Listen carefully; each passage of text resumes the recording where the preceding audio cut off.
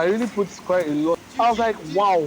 I was a stand-up comedian. I'm very, very convincing. Trust me, from here to in this YouTube section, which is tagged Influence 100.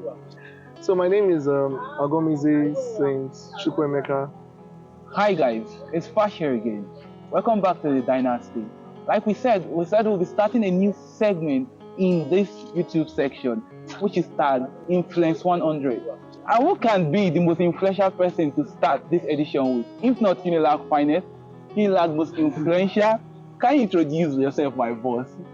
Okay, so good morning everyone. Finest, still noting that. So my name is Agomeze Chukwuemeka, popularly known as Saint of Africa. I'm a student of the University of Lagos. I belong to all faculties. Because most people don't even know my real faculty, but that's fine. So I belong to all faculties. Most influential, there are quite a number of guys, but I'm very sure I top that list. Being the most influential student, like I can say, to me, you are like the most influential UNILAG student I met since I came on campus. So I want to ask you, what motivates you? Quite a number of things actually motivate me. One is actually a fear, which is I don't want to be average. There's a lot of mediocrity in the whole system of Nigeria. I don't want people to see me and they'll be like, oh yes, this is the normal, like this is part of the norms. No, I'm ordinary, but I want to do extraordinary things. So that urge of I want to make my own impact. I want to make my own limestone. I want my presence to be felt, and I want my absence to be missed. Yeah. Same. I do notice that a lot of times you go into entertainment stuff.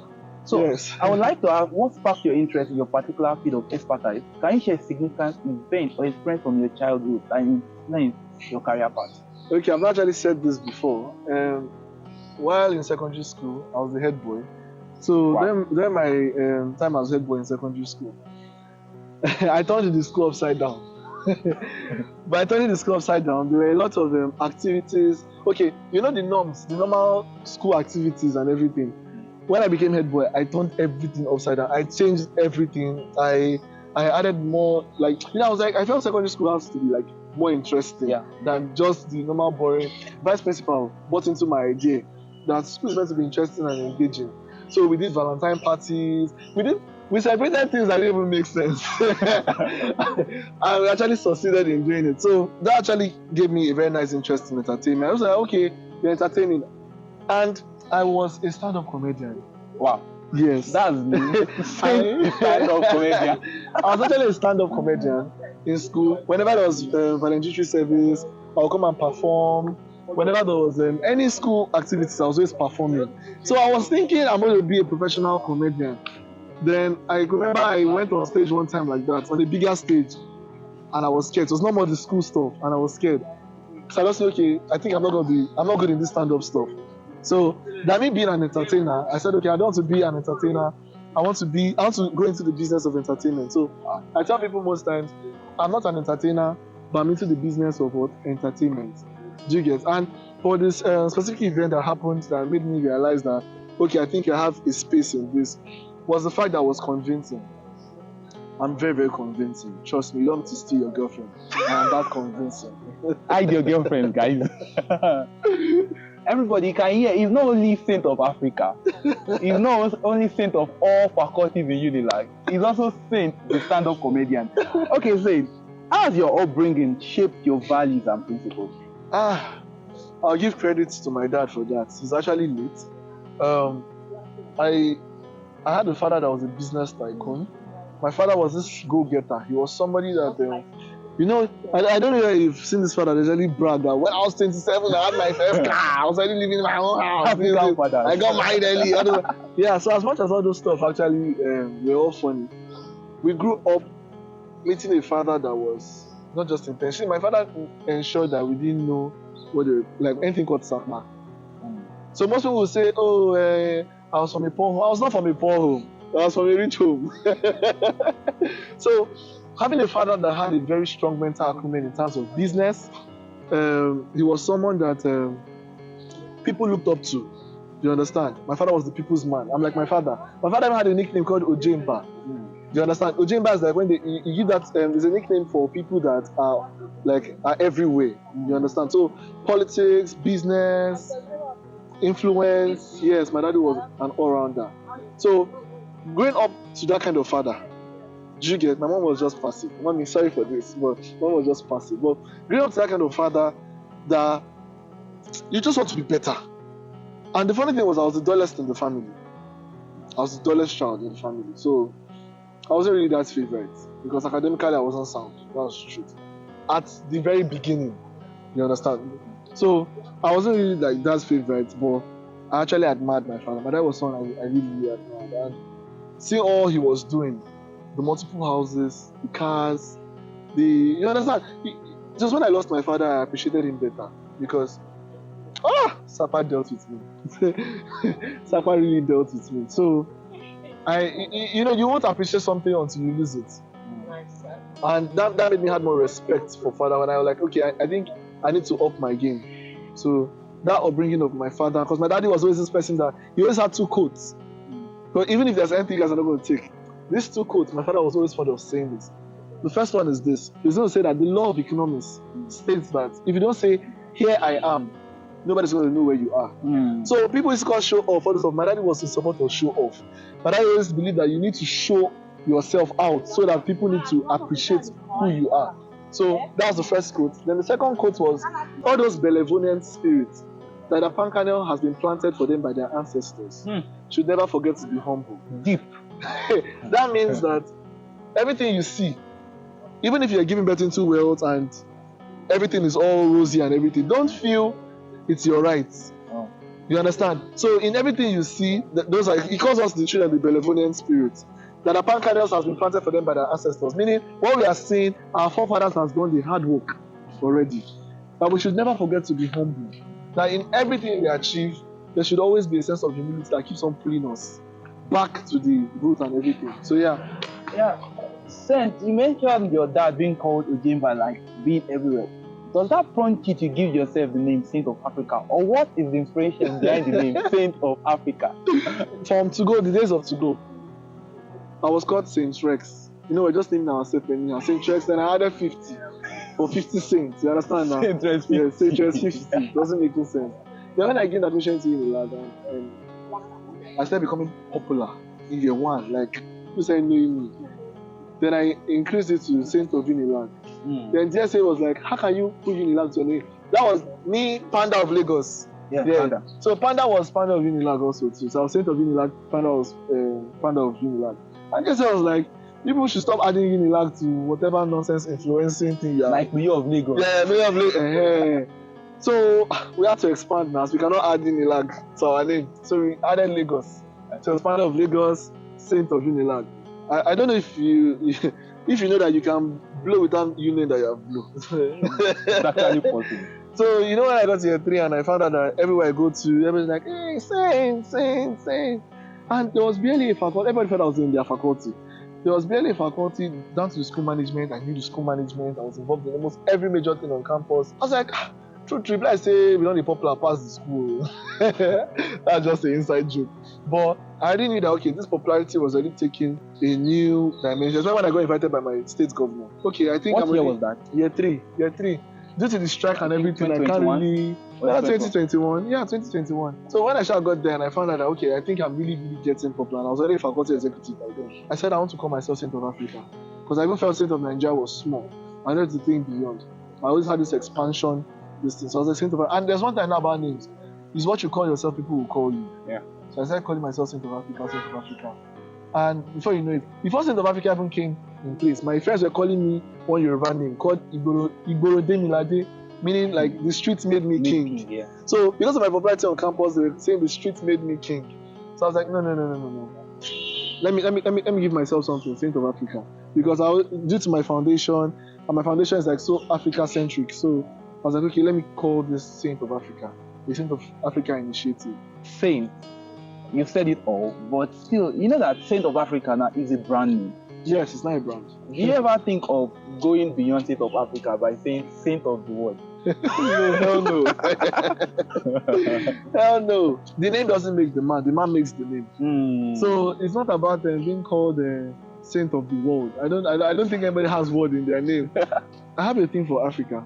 Africa has been seen as a continent that is not even average, it's of like the lower Keda. I want to do something that the world will be forced to reckon with Africa. So I am for Africa that will make a global impact. You understand? So I want to bring the world's attention to Africa.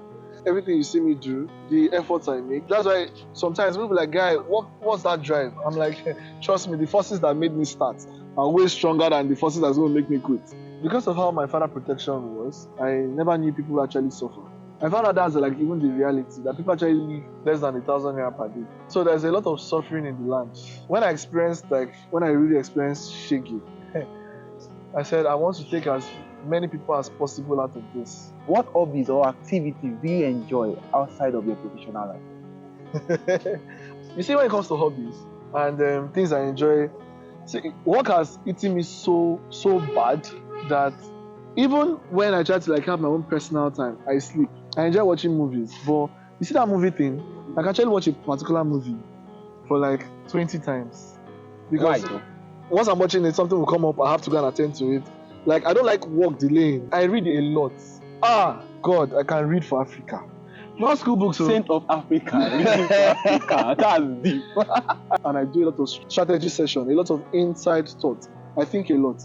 I'm a very deep thinker. I think your passion and Saint being born for Africa is the definition of love what you do and do what you love. Because I see that it even radiates, it even shows in the way you do your things, from your entertainment, from your relaxation, everything about business.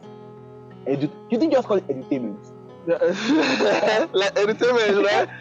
The funny thing about even reading even exercises your brain academically. I do tell people I don't read for schoolwork. Schoolwork is too easy to read for. So it is. I'm not downplaying UNILAG, please. But when you are so fond of reading, your write-up would always be built well. So once you read a lot, your write-up would always be crazy. Entertainment, education, edutainment. Yeah. Saint, what were some of the biggest challenges you faced when you first started your entertainment business? Funds. Trust me, everything runs into serious millions. Most people always come and ask me, how do you go about raising money? Yeah. That's another department and discussion on its own. Apart from funds, people buying into my initiative, explaining what your initiative is, where you want to see it. And I'm so happy that I have partners of over 3 years, 4 years, and they've seen this grow. And they're always like, oh, guy, I'm proud of you. You said this 3 years or 4 years ago, and here it is manifesting. You understand? So people buy into your initiative, because getting people to work for you for free is hard. Down to the point that now we're not paying people. Do you understand? So allowing people to believe in you at the first instance is very, very difficult. The third one is actually very, very funny. The third one is you turning every negativity to positive returns. You need to unbox yourself from this whole negative energy to drag positive energy from the smallest energy source you can get it from. One person has been advising me for up to 10 years now. That was a positive energy. His name is Mr. Twa. Like, my mom was this person that even if she doesn't understand what I'm doing, once she believes I believe in it that much, she just gives me the needed support. Like, okay, don't worry, God will see you through and everything. So that little energy I could gather, yes, it wasn't easy, because almost everybody is always giving you a reason why that thing can't work or why you shouldn't do it. Wow, those are interesting points. Saint, I would like to ask you, what makes you unique? What makes Saint of Africa different from other people? I'm not your regular, trust me. That simplifying things, making things complex look so easy, that makes my brand so unique. We always get things done. We're always on top of our job.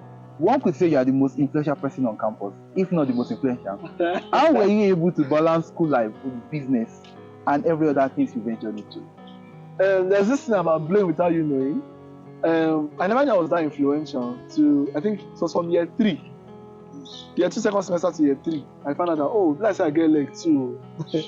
So I represented UNILAG, the most influential student in Nigeria. Wow. You get. And, trust me, being influential and being popular comes with a lot of things. You can't work with me on campus. Trust me, you can't work with me. We're going to greet. A 20 minutes walk will take us 2 or 3 hours. Even in this shoot, we have so that whole popularity thing, you understand, managing it with school. See, at year 4, I barely attended 4 classes for the whole year 4. Wow. I barely attended 4 classes. And year 4 GPAs I am 4.5 something.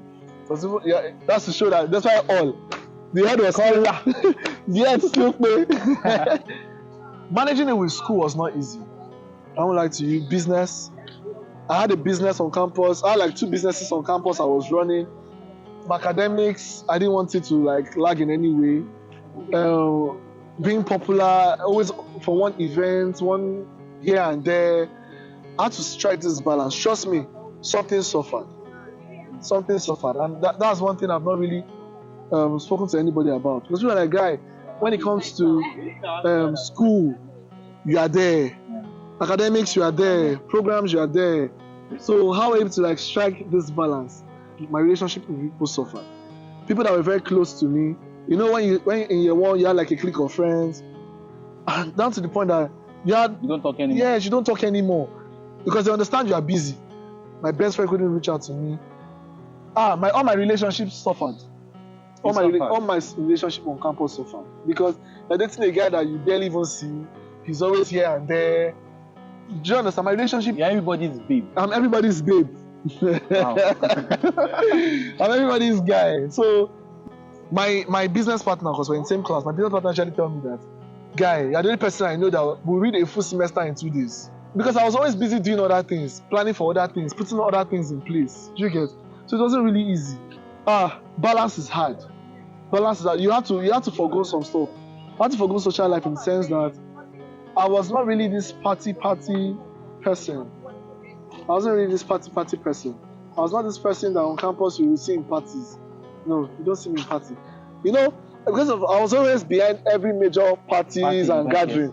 You don't see me attending because I'm always in the planning, like you understand, in the planning process. Something has to suffer. Yeah. In 2021, you lost the Faculty of Education presidential election. How do you feel about this? Sometimes, you know, sometimes in life, one of the down points can actually be a blessing in disguise. That 2021 election was an emotional election because I was actually running for the faculty president, and the publicity and the media energy we used was so strong that we shot a drone for a student election. I really put quite a lot into the media energy. See, down to the point that even the governor of my state knew I was running. Wow. Wow. That was how serious it was. And he was like, oh, if you win, don't worry, we would support you. Do you get? He helped me out with some funds. You get? But it was even like, if you win, we would help to ensure that we put things in place for you. And at that time, I was the vice president of all Igbo Students Union. I saw tribalism play in. Funny enough, people were like, if you want to become the president, go and be the president of those schools in the east. And UNILAG network. Yes, UNILAG network. I'll blame UNILAG too for this one. Because the year 1, the year 2, they wanted me badly.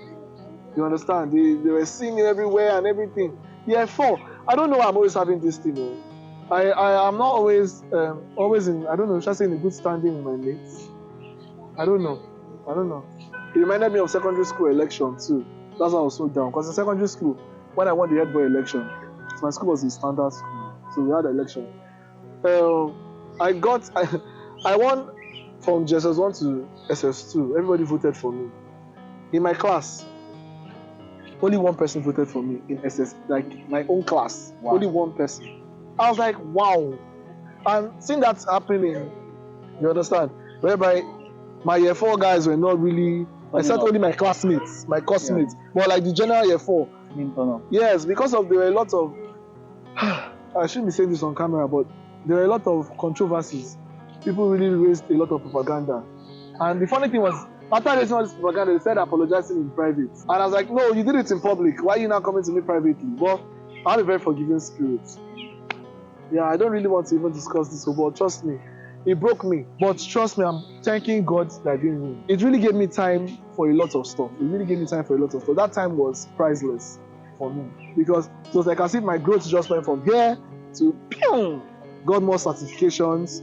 You understand? Traveled, exposed myself. Yeah. After you lost the election, you became more extra and you became more expensive, like you say. Being extra. And I became more expensive. Yes. Okay. It's so funny how the little things actually get to me more. You get. While in secondary school, the whole head boy thing, I wasn't really surprised. That one, all those ones, I saw those ones coming. You understand? But what I didn't see coming was, in secondary school, I was very popular, like even among neighboring schools. Like I was very, very, very popular. And my guardian called me one time and said, you're just a local champion.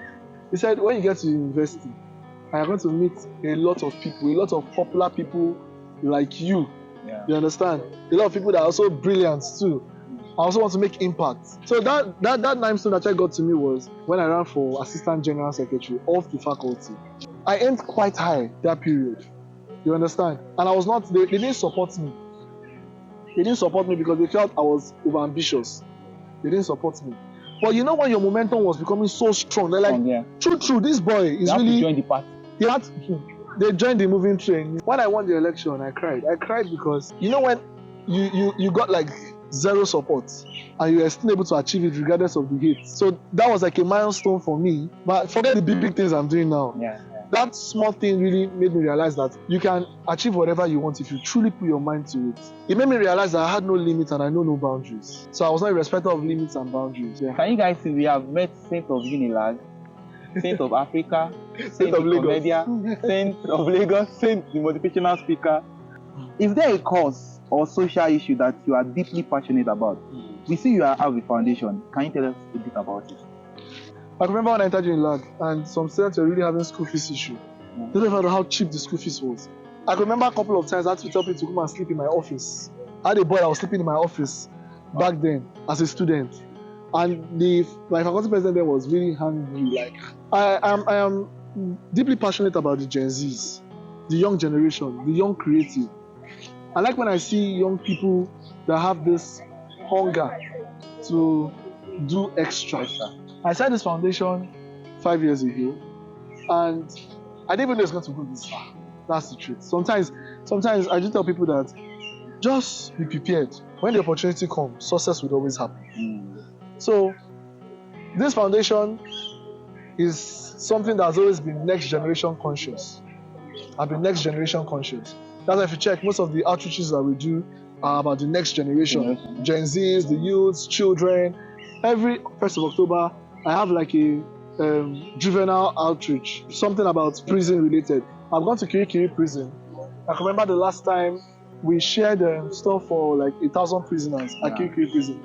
And they were even surprised that, because then I was like 20. I'm like, yeah, you were able to. UNILAG. I was saying UNILAG, yeah. Wow. I was like 20. I wasn't even know my real age, so let me even cast myself. So the disrespect will not be plenty. So at Kirikiri prison, they were like, you're able to pull this at this age, because I had to like fill in some form. You're not even a politician. I was not even a politician. I was able to take care of the need of like 1,000 prisoners. Wow. You understand? So we took care of some of their day-to-day needs. We also went down to the female prison. We took care of like, I think 200. Yes, 200 female prisoners also too. I've gone down to juvenile prison also too. I've gone down to all these refugee camps. I've gone down to refugee camps. You know, at this point when we've done quite a number of things that we've actually lost count. So I believe the future, we are the future. And if you don't treat the future well, the future will not look good. You understand? So I'm always hungry to see what Nigeria can become. Can you talk to me about the inspiration behind GINN and why it was created? GINN is a social impact program that has its mother body under the Saints Foundation. But currently now, GINN has grown beyond the Saints Foundation because it's not like a standalone initiative right now. Yeah. Gen Z involvement in a new Nigeria talks about how can the Gen Z/youth impact in a way that a new Nigeria will be giving birth to. Wow. We touch different aspects of a nation's growth. The first edition was the business edition, whereby we brought in business tycoon. And we moved on to the next edition, which was the political edition, whereby we had to bring in top political speakers with different school of thought. That it wasn't easy. And now it's not the entertainment edition. So what we do in GEN is that we pick every aspect of a nation's growth and let the Gen Zs know how they can actually be involved in developing that aspect. We've touched the business, we've touched the political, the need of the Gen Zs to get involved in the political space of Nigeria. And this next edition is actually the entertainment edition. And we're being at UNILAG Main Auditorium, 3rd of February. You understand? We have the likes of Ali Baba, Hirobi Kubo, Bumi Davis, Mr. Charles, Kenny Black, Just Too Funny. You don't want to miss that. Trust me, you don't want to miss. You don't want to miss that. And someone was asking why am I working with Becarians? And I did tell them, before you start solving the problem, you need to start from the roots. How was it when they were there? How is it now? And how can it be in the future? We are trying to change the entertainment space of Nigeria. Yeah. We want to inspire the young ones and the Gen Zs like me that are interested in the entertainment space, how they can actually get involved rightly, so that we'll compete at the global, level. Let's stop this whole shabby.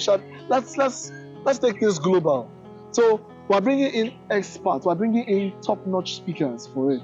Trust me, it's going to be lovely. The inspiration behind GEN was the fact that I wanted to have a concept or an initiative that touches every aspect of a nation's growth. Yeah. What advice would you give to aspiring individuals looking to pursue a career similar to yours?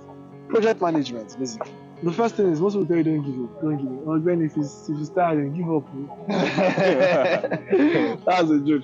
I don't like this mindset we're currently having, whereby content creation, everybody wants to jump into the space. Tech, everybody wants to jump into the space. Everything they bring money, everything. That niche you have, that passion you have, cook on it so well that you're going to be the eye opener for people to see there is money in this field. Yeah. Whatever you're doing, keep doing it. Ensure you strive to be the best at it. I have to say that no matter what you're doing in this world, as long as you're at the peak of your career and you're the best at it, you will always make money. So as long as you're doing the extra of whatever you are doing, money would always come in. Stop chasing money, chase relevance. Deep. Stop chasing money, chase relevance. Yeah. If they don't have relevance and value, do you think I'll come and spend money to come and say, let me fly somebody from here down to UNILAG to come and... No. Ensure you're that niche and that new market that exposes people to the money market of your industry. How do you continuously evolve and reinvent yourself in an industry that is constantly changing? You need to be hungry for growth. No matter how rosy things are, you need to know that there's always more. So in an industry the industry changes like every 2 days, you need to be updated.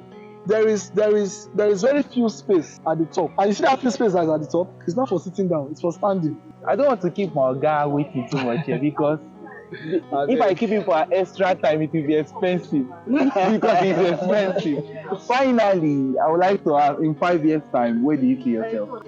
I see myself in all of you faces. In 5 years' time, because of truly, I don't know what the future holds. I think my future will be alright. But I'm constantly evolving and re-evolving. I want in 5 years' time, people will take out this clip and say that, okay, yes, we actually said it. In 5 years' time, we won't be like this. Will be greater. You posted, guys. Think of Africa is not going anywhere anytime soon. But just started. Oh, you're going. You never started. You yet to stay. Thank you for your time, everybody. Don't forget to like, comment, subscribe, and share. Please hit the notification button to subscribe to the YouTube channel. Thank you. Peace out. And who is the very first cut? Me experiencing things but you don't pass. For education, sir. Normal content, sir. Yes. Our ID card to back up. Yes. That's the only thing they have. Idea.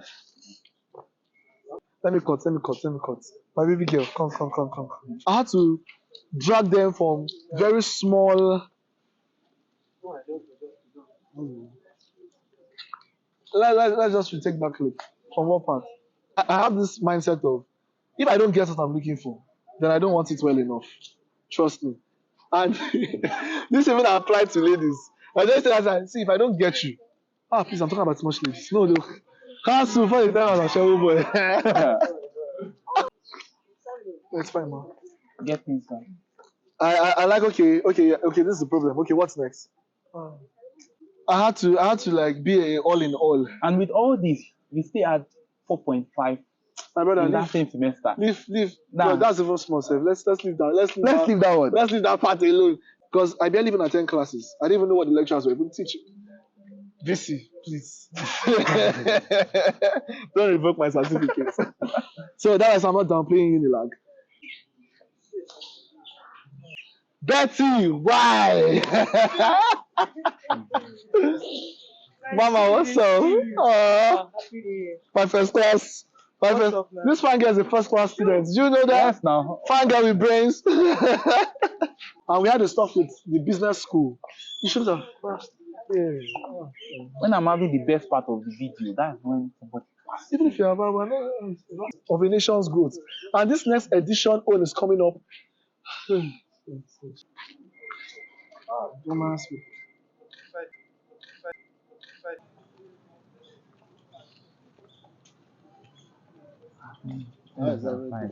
Hey, good day, sir. This one is just they don't feel Wow, okay, so no, yeah, we'll see in all of our videos.